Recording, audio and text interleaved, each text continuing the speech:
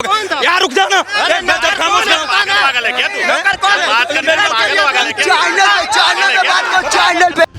आप बताइए अखिलेश यादव जिस यादव की बात करते हैं उन्हीं यादव को धोखा क्यों दिया जा रहा है, उन्हीं पार्टी को क्यों धोखा दिया जा रहा है?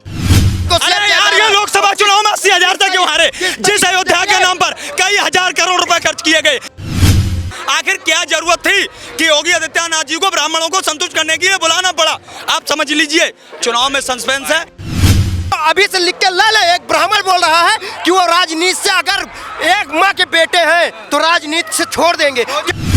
अरे जिन अमित शाह ने अंबेडकर साहब को जिस तरह से अपमानित करने का काम किया, वहाँ का कोई भी दलित भाजपा को वोट करने का काम नहीं करेगा। ब्राह्मणों में कुछ नाराजगी थी वहाँ पे, लेकिन योगी जी से मिलने के बाद वो अपने सोशल मीडिया पे सीधा बोल दिए कि मैं चंद्रभान पासवान जी के साथ हूँ और इस बार मैं कह रहा हूँ अवधेश प्रसाद कोई भी रणनीति अपना ले, पीडीए अपना ले या कोई सपा अपना ले, कुछ भी अखिलेश यादव अपना ले, लेकिन चलने वाला नहीं है इस बार। भैया ब्राह्मण भी साथ आगे, बीजेपी बोला कोई नाराजगी बची नहीं है। भाजपा कहने को तो कुछ भी कहते, भाजपा तो चुनाव उस दिन ही हार गई थी जिस दिन तारीख को डिले किया था, चुनाव को वहाँ डिले किया गया था।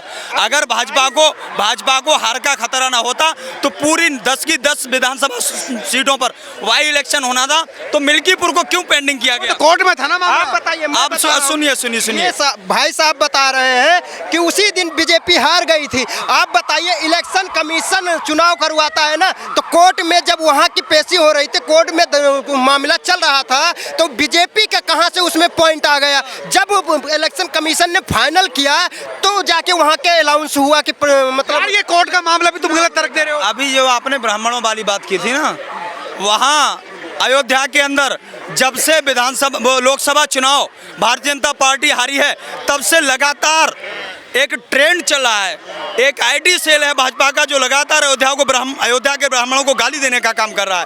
वो कहते हैं कि विरोध करिए उन लोगों का जिन्होंने अयोध्या में राम मंदिर बनने के बाद भारतीय जनता पार्टी को चुनाव में वोट नहीं दिया। उन ब्राह्मणों से प्रसाद मत लीजिए, उनसे पानी मत लीजिए, उनसे वहाँ कोई सामान मत लीजिए, सारा सामान यहाँ से लेके जाइए। ब्राह्मण उस बात को भूले नहीं है, ब्राह्मण उस बात को नहीं भूले हैं जब हम बुलडोजर चला करके गुजरात की कंपनियों को वहाँ ठेके दिए गए, वहाँ रेस्टोरेंट उनके व्यापार के प्रतिष्ठान बनाने का काम किया गया है। वहाँ का ब्राह्मण जो है वोट की चोट पर जवाब दे करके भारतीय जनता पार्टी की जमानत जब्त करने का काम करेगा।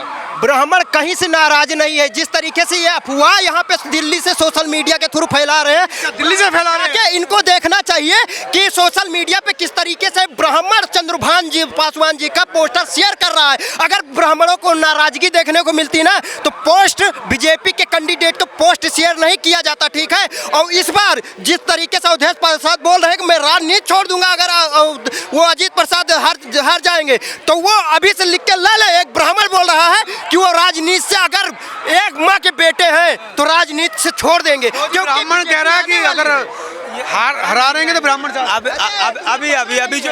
अभी जो ब्राह्मणों को नजरअंदाज करने का काम किया गया, बाद में उसको पीछे से भरपाई करने के काम किया गया है।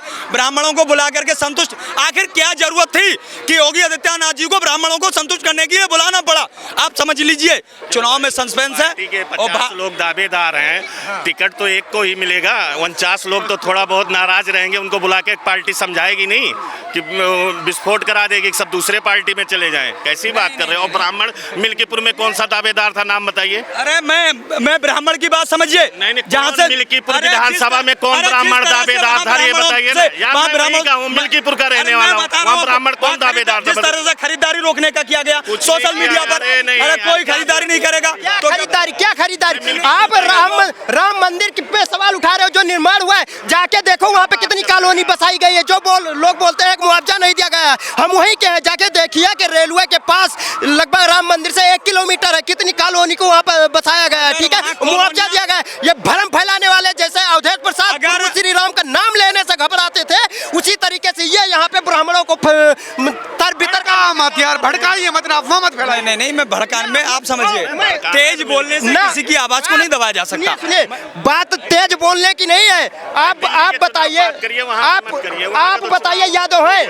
यादव हैं? मैं पर्सनली नहीं बोल रहा हूँ, मैं भी ब्राह्मण हूँ, आप यादव हैं? मैं उत्तर प्रदेश से आता हूँ, हिंदुस्तानी हूँ, जाति हूँ। हिंदुस्तानी है, ठीक है, ये इनको दिक्कत है। आप बताइए, अखिलेश यादव जिस यादव की बात करते हैं, उन्हीं यादव को धोखा क्यों दिया जा रहा है? उन्हीं पासी को क्यों धोखा दिया जा रहा है? अरबी वो प्रदीप यादव गैर समाज से थे, आनंद सेन गैर समाज से थे, उन्हीं को बोला गया है कि तुम्हारी जरूरत नहीं है। जिसने लगभग 25 गाड़ियों के साथ प्रदीप यादव ने उनको संसद बनवाया था, बताइए, उन्हीं को दरकिनार करके बोला गया कि तुम्हें जरूरत नहीं है, हमें सर्टिफिकेट देने की तुम्हें आवश्यकता नहीं है। ना कोई उत्तर प्रदेश का यादव बाहर है, ना कोई और पासी बाहर है। वहाँ का जितना भी दलित वोट है, वहाँ दलित वोट संविधान के नाम पर जिन अमित शाह ने अंबेडकर साहब को जिस तरह से अपमानित करने का काम किया, वहाँ का कोई भी दलित भाजपा को वोट करने का काम नहीं करेगा।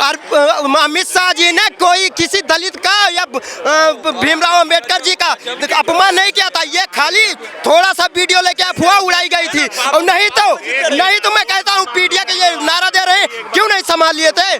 बदरसा में जब कांड हुआ था, अवधेश प्रसाद क्यों नहीं गए थे? अगर पीडिया को वो बोल रहे हैं तो पीडिया की सहायता करनी चाहिए कि नहीं? पीडिया का पक्ष लेना चाहिए। करते हैं, पीडिया की सहायता नहीं करते। आज पीडिया लगभग 90% है। आप सोशल मीडिया या आज तक के वहाँ पे अंजना ओम कश्यप जी गई है, उठा के देख लीजिए, पीडिया 90% आ चुका है, बीजेपी यादव 50% आ चुका है। और किस तरीके से बीजेपी वहाँ जीतेगी? मैं कह रहा हूँ अवधेश प्रसाद के आपके इस मीडिया के आपके चैनल के थ्रू कि अवधेश प्रसाद की जमानत अजीत प्रसाद जो खड़े हुए हैं जब्त होने वाली है, उनको अगर वो सच्चे माँ के बेटे होंगे तो इलेक्शन इस बार अपनी वो कुर्सी छोड़ना पड़ेगा उनको। पीडीए तो बीजेपी में आगे गई है, ये नहीं आई है अरे बीजेपी में। इनको अरे यार बोलने दीजिए ना, मैं तुम बोलते हो खामोश खड़ा रहता हूँ। देखिए, इनको पता नहीं है, ये खाली भ्रमण। अभी तक क्या बोल रहे थे, ब्राह्मण अलग हो गए हैं, ठीक है?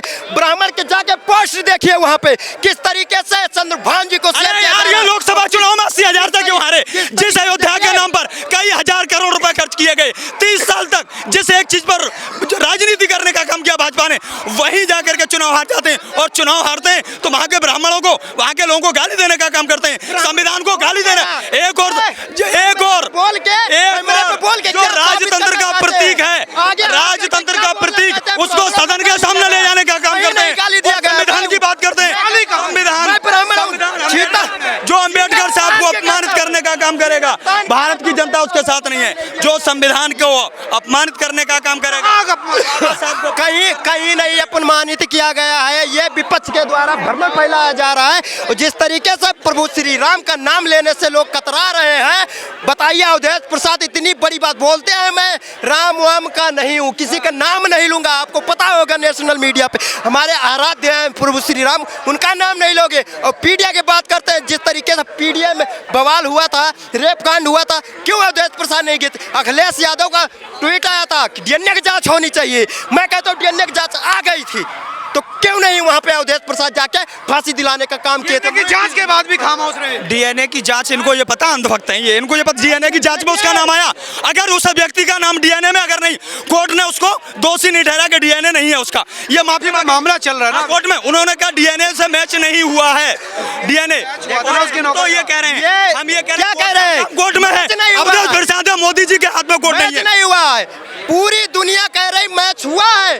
अखिलेश यादव की चुप्पी हो जाती है उसी पे जब डीएनए की रिपोर्ट आ जाती है। ये लेकर पत्रकार ये अपना फोन लेकर आ रहे हैं, बोल रहे हैं डीएनए मैच नहीं हुआ है। आप बताइए, आपका नौकर आपकी सहमति से तो काम करेगा? अगर आपके दुकान पे काम कर रहा है तो बगैर पूछे काम कर सकता है वो? किसी लड़की को बगैर पूछे आ सकता है? बताइए, ये भ्रमण करने का। नौकर का डीएनए तो मिला है ना? नौकर का डीएनए मिला है। अभी मुकेश अंबानी जी की इतनी बड़ी फर्म चलती है, उनका कोई नौकर। यार रुक जाना,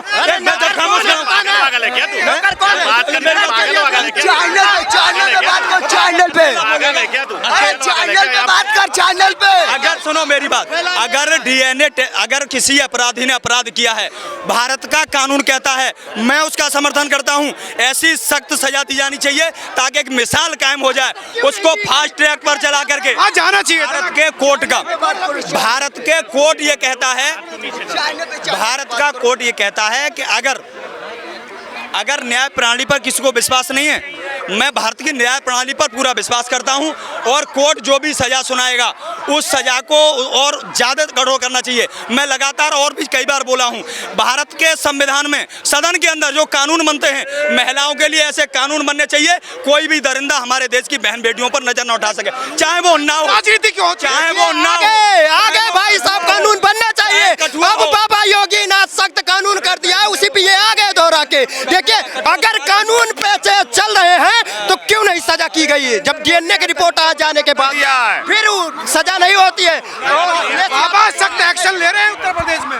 बाबा एक्शन लेते तो उन्नाव, आपको पता है, दो तलवा चाट वाली बात मुझे पसंद नहीं है। अगर एक्शन लिया जाता तो उन्नाव के विधायक को भाजपा के बैनर तले समर्थन नहीं दिया जाता।